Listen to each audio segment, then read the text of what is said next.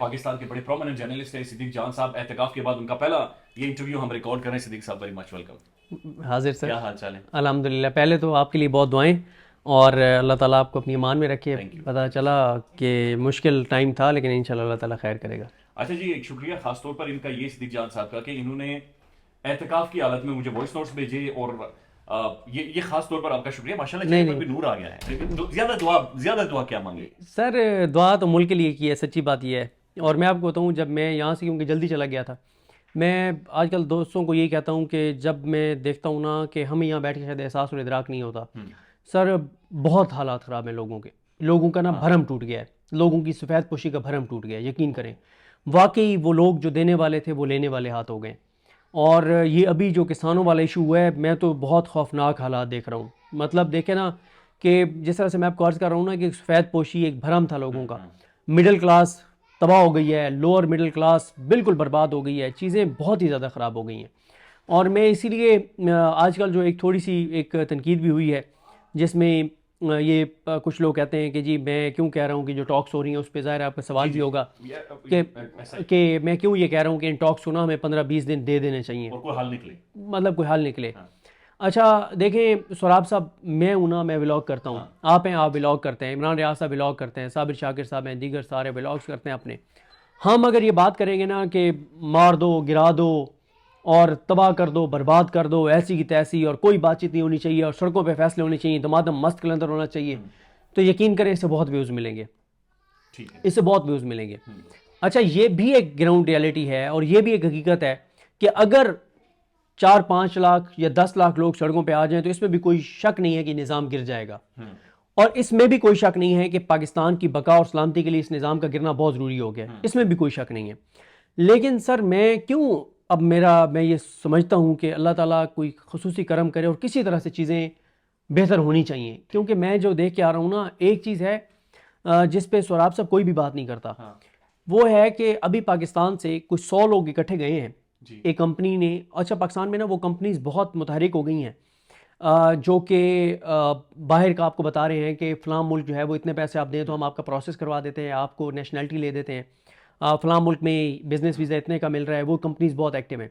एक कंपनी ने मुझे किसी ने बताया कि 100 लोगों को भेजा है, 100 लोग गए हैं एक मुल्क में और बिज़नेस उसके ऊपर वीज़े के ऊपर, या बिज़नेस वीज़ा कहते हैं, जो भी कहते हैं, जिसमें वहाँ की नेशनलिटी मिलनी है बेसिकली। यानी उन्होंने इतना इन्वेस्ट करना है और वहाँ पर उनको नेशनलिटी मिलेगी। 100 लोग इकट्ठे गए हैं और जिस मुल्क में वो गए हैं उस मुल्क ने बड़े प्रोटोकॉल से उनको रिसीव किया है। ठीक है, पूरा उनकी वहाँ पे इंतज़ामिया आई और उन्होंने बड़ा वेलकम किया। अब देखें, वो जो लोग यहाँ से गए हैं ना, यहाँ से जो लोग गए हैं वो लोग जा रहे हैं जिनके पास इतना पैसा है कि वो क्या करते हैं कि वो 8-10 लोगों को यहाँ पे रोजगार दे सकते हैं। वो लोग जा रहे हैं, यानी वो लोग नहीं जा रहे जो लेबर है, पैसा भी लेकर जा रहे हैं। और मुझे एग्जैक्ट फिगर याद नहीं है, इस पे आपको एक स्टोरी भी करनी चाहिए, आप बड़े अच्छे व्लॉग्स करते हैं। इस पे इमरान खान साहब ने भी अपने ट्वीट में जिक्र किया और उमर अयूब साहब ने भी 2 बार इस पे जिक्र किया। पता नहीं 14 अरब डॉलर से ज्यादा वो बता रहे हैं पाकिस्तान से गया इस मद में, जो लोग यहाँ से इन्वेस्टमेंट वाटर वे से गए हैं। अभी देखें, वो बड़ी प्यारी है, कभी जब आप आए तो हमारे एक दोस्त बैठे थे, साजिद नवीद साहब, वो फ्रांस होते हैं, तो उनसे मुलाकात हुई तो उन्होंने बड़ी प्यारी बात की कि जो लोग पाकिस्तान से जा रहे हैं ना, वो भी यही बात कर रहे थे कि वो लोग जा रहे हैं जो यहाँ पे जिनके पास पैसा है कि वो वहाँ पे जाके इन्वेस्ट कर रहे हैं, यहाँ से अपनी इन्वेस्टमेंट ख़त्म कर रहे हैं। जो गरीब बंदा है वो तो लिया बखर से इस्लामाबाद और लाहौर और कराची नहीं जा सकता रोजगार के लिए बेचारा, तो वो बाहर जाएगा। फिर एक और चीज़ देखें सर, पिछले 2 साल में कितने लोग गए होंगे पाकिस्तान से? 20 लाख लोग चले गए होंगे। 25 करोड़ में से अगर 20 लाख लोग गए हैं तो 24 करोड़ 80 लाख तो यही है ना भाई। तो जब तक चीजें नॉर्मलाइज नहीं होंगी, मैं आपको एक और बात बताऊं, इससे ज्यादा जा भी नहीं सकते। मैं आपको एक चीज बताऊं, आप जब सोराब साहब जाएंगे ना लोगों में, इसमें कोई शक नहीं है कि लोग आपसे एक बार जरूर पूछेंगे सोराब साहब इमरान खान का क्या बनेगा। वो एक बार आपसे जरूर पूछेंगे, वो इमरान खान के लिए फिक्रमंद जरूर हैं, लेकिन साथ इस वक्त लोग खुदकुशियों पर मजबूर हो गए।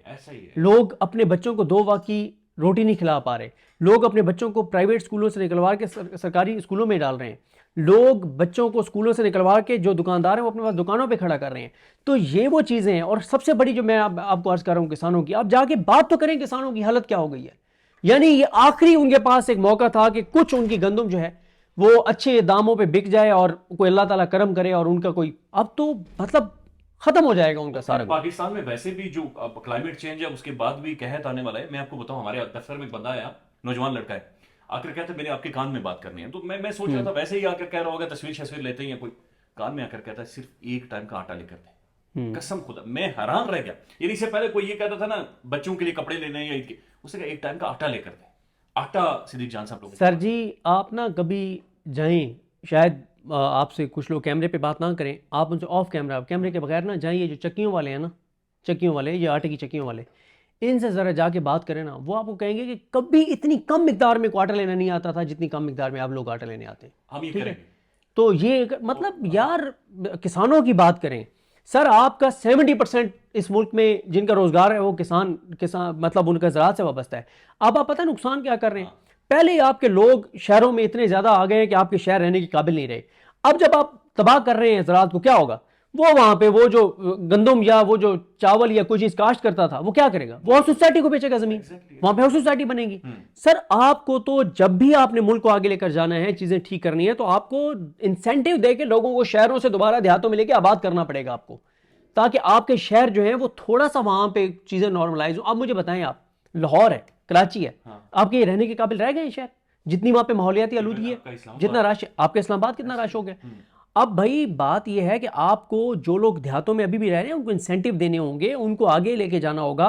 इमरान खान ने एक प्रोजेक्ट शुरू किया था, इमरान खान ने एक प्रोजेक्ट शुरू किया था कि जी आप जो बेवाएं हैं उनको आप भैंसें वगैरह दें और इस तरह से फैसिलिटेट करें।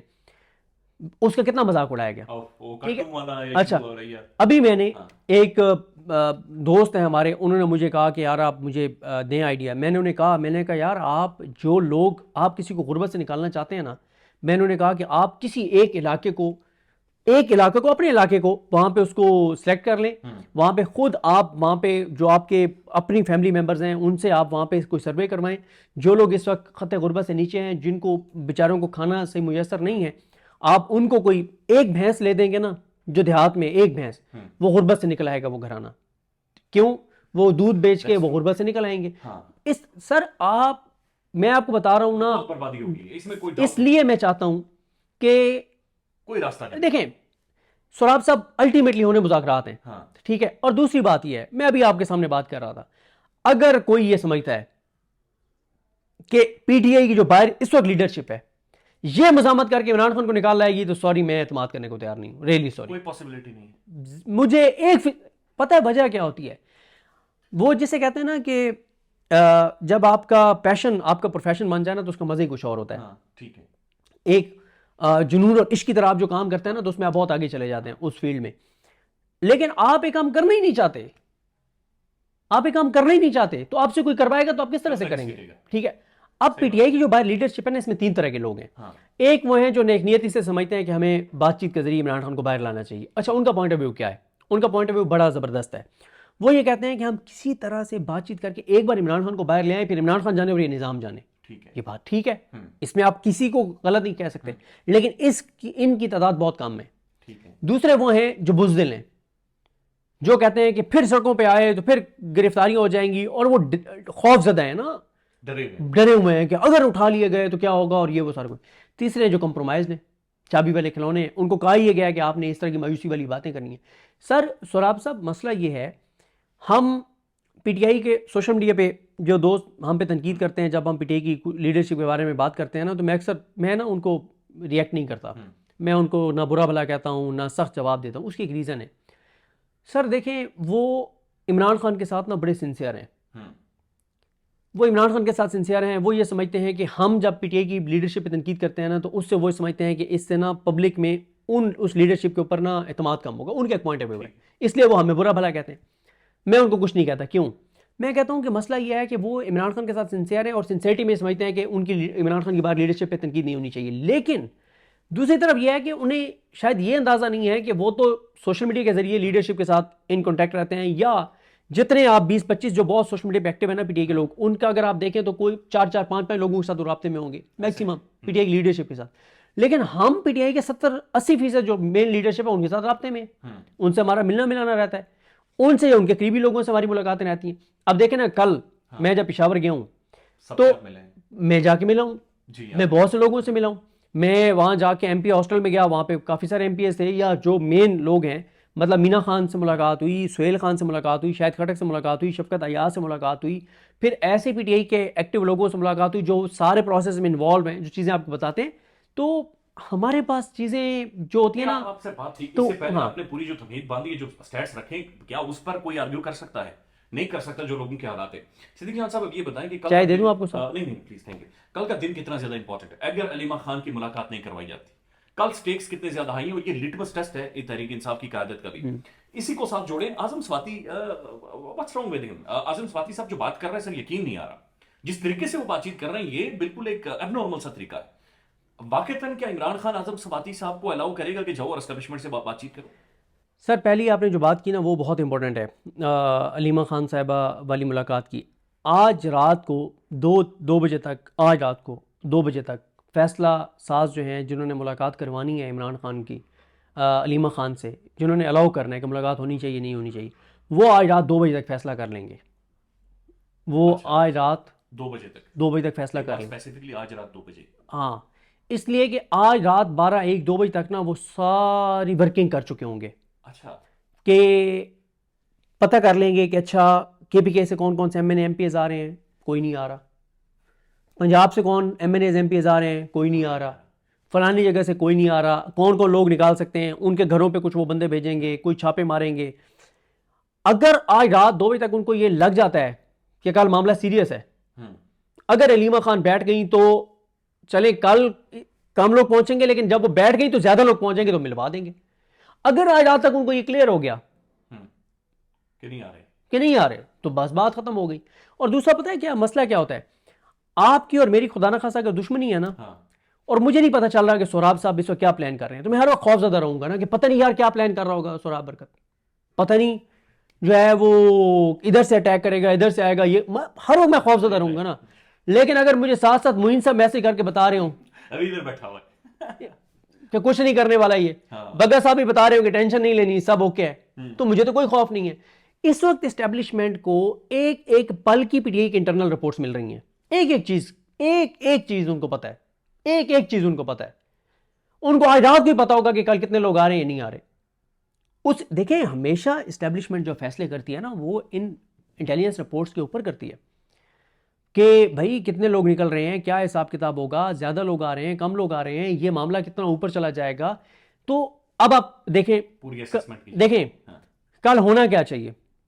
कल होना तो ये चाहिए कि कल बैरिस्टर गौर साहब, सलमान अकरम राजा साहब, अपना सलमान अकरम राजा साहब, शिबली फराज साहब, जरताज गुल साहिबा, आमिर डोगर साहब, ओन अब्बास बप्पी साहब, होना तो ये चाहिए कि ये कल सब पटियाला के बाहर मौजूद हो, और 2-1.5 घंटा पहले से मौजूद, पहले मौजूद हों कि मिलवाएं अलीमा खान को, वरना हम तो आ गए धरना देने के लिए। तो वो प्रेशर कुछ और होगा। लेकिन अगर कोई भी, अब कल आपको पता चल जाएगा कि मुझे जो लगता है कल आपने काम करना है, आपने ना कल एक लिस्ट बनानी है कि कितने लोग पीटीआई के एमएनएस एमपीएस और टिकट होल्डर्स और सेनेटर्स कल गए हैं।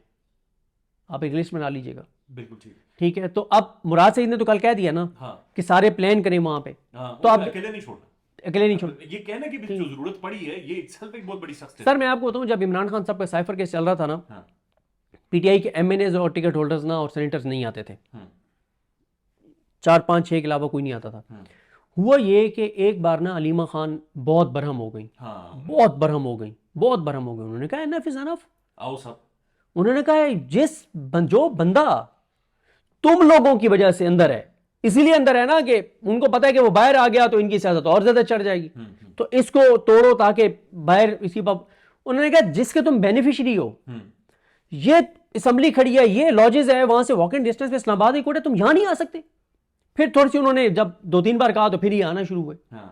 देखें सोराब साहब, बात यह है कि जिन जिन लोगों के जो लोग हक सच बयान करने की वजह से जिनके केसेस अदालतों में चलते हैं, क्या इनका काम नहीं है वहां पे जाएं? जब वहां पे इजाज चौधरी साहब या यास्मीन राशिद साहिबा या शाह महमूद कुरैशी साहब या उमर सरफराज सीमा साहब या दीगर जितने भी हैं, जब उनके केसेस होते हैं, कितने पीटीआई के लोग वहां पे जाते हैं? सर इस्लामाबाद में कारकुन गिरफ्तार हुए, ये अदालतें इन्होंने जाना था, कोई नहीं है।